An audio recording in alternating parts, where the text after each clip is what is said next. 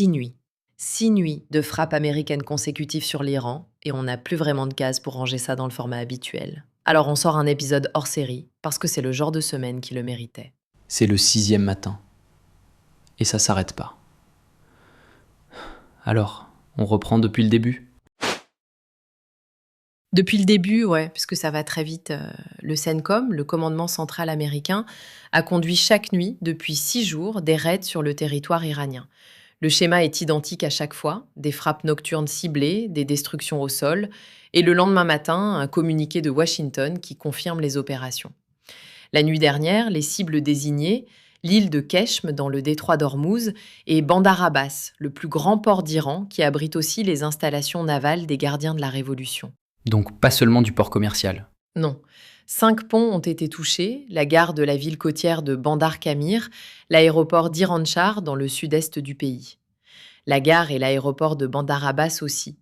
7 morts confirmés par l'université de médecine de la province d'Hormozgan. Le bilan reste partiel. Et l'Iran ne subit pas passivement, il frappe en retour. Il frappe, ouais, et c'est là où la carte s'élargit brusquement. Des missiles et drones iraniens s'abattent cette semaine sur le Koweït, Bahreïn, la Jordanie, des pays du Golfe qui ne sont pas en guerre avec l'Iran, mais qui hébergent des bases américaines. L'Iran les prend pour cible comme levier de pression sur Washington. Ils ramassent les éclats d'un conflit qu'ils n'ont pas choisi. Exactement. Le Koweït en paie un prix concret, une station d'électricité et de dessalement touchée. Des pays qui avaient fait le choix de rester en dehors se retrouvent dedans malgré eux. Et côté iranien, Léa, Téhéran reconnaît les dégâts ? C'est le fait de la semaine que tout le monde a relevé. Le ministère iranien de l'énergie a reconnu pour la première fois des attaques contre l'infrastructure énergétique du pays. Et il a appelé les habitants des provinces du Sud à rationner leur consommation d'électricité. Téhéran n'avait jamais admis ça. La tour de surveillance du port de Chabahar a été détruite pour la 3e fois en quelques jours. 3 fois le même objectif. Ça dit quelque chose sur le rythme de ce qui se passe là-bas ? Sur le rythme et sur ce qu'est devenu le Golfe en l'espace de 6 jours. Un espace où des frappes tombent chaque nuit, où des ports brûlent, où des pays voisins qui n'avaient rien décidé se retrouvent à gérer les retombées. Aucun des deux camps n'appelle officiellement ça une guerre, mais le mot est là, suspendu. Sauf que sur ce qui a été frappé exactement, les rédactions ne racontent pas le même film. Le soir, les presses européennes, des cibles militaires, des ponts, des installations navales, l'île de Keshm, Bandar Kamir, l'aéroport d'Iranshar, une liste de nœuds stratégiques. The Hindu, lui, arrive avec un angle qu'aucune autre rédaction n'a mis au premier plan.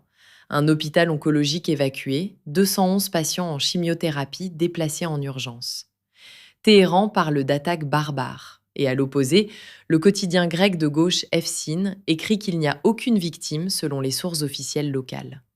3 rédactions, 3 bilans. Aucune victime d'un côté, un hôpital évacué de l'autre. C'est pas une nuance, c'est 2 guerres différentes. Et ça dit quelque chose sur ce que chaque presse décide de vérifier. Sur le bilan iranien, ce que Téhéran dit avoir infligé en retour, c'est encore plus clivé. La télé d'État iranienne, Presse TV, revendique la destruction de plusieurs avions ravitailleurs et chasseurs américains à la base Al-Azraq en Jordanie. Opération victorieuse, puissance intacte malgré 6 nuits de frappe. Sauf qu'un journal palestinien installé à Londres, Al-Quds Al-Arabi, a sorti quelque chose que la presse d'État ne peut pas publier. Le ministère iranien de l'énergie a reconnu pour la première fois des attaques contre son propre réseau. Les habitants des provinces du Sud sont appelés à rationner l'électricité. Première admission publique de dommages subis. C'est l'aveu que le gouvernement iranien n'avait pas encore fait. Et les États du Golfe là-dedans, la Jordanie, le Qatar, l'Arabie Saoudite, condamnent les attaques iraniennes sur le Bahreïn, le Koweït, la Jordanie. Eux se posent en victimes d'une guerre qu'ils n'ont pas choisie. C'est le tableau qu'Iran International peint. Mais le discours de Téhéran, tel que TASS le relaie, c'est l'inverse. Ces pays hébergent des bases américaines, ils facilitent les frappes.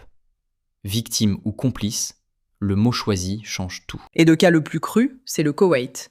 77 drones et 18 missiles détectés en une semaine. C'est le décompte que le grand titre saoudien Asharq Al-Awsat publie, avec une station d'électricité et de dessalement détruite. Le Koweït n'a pas choisi quand, il subit. Et ces mêmes opérations, côté presse iranienne, entrent dans la case représailles ciblées contre des actifs militaires américains. Guerre symétrique défensive, ils disent. Depuis Koweït City, ça sonne autrement. Sur la suite, là aussi, les lectures bifurquent. Côté turc, Cumhuriyet met en avant les déclarations des autorités iraniennes. Toute attaque recevra une réponse directe et certaine. L'armée est prête à tous les scénarios. La rhétorique de la dissuasion. Et côté serbe, Politica a un angle différent. Israël anticiperait que les Américains vont prochainement cibler des centrales électriques et des ponts civils iraniens. L'escalade que Téhéran nie, Tel Aviv la planifie déjà dans la presse serbe. 2 chronologies en même temps. Téhéran dit « on riposte », Tel Aviv dit « ça va devenir civil ». Et les rédactions du Golfe, elles, comptent leurs morts en kilowattheures. 6 jours de guerre, et pas 2 rédactions qui l'ont raconté pareil. Depuis Belgrade, l'escalade civile approche déjà. Depuis Ankara, la dissuasion tient encore. Depuis Riyad, on compte en kilowattheures. On a mis ces lectures face à face, à vous de juger. Toutes les sources sont sur glucose.press. Et pour ne rater ni les prochains hors-série ni le digest du lundi, abonnez-vous. Prenez soin de vous.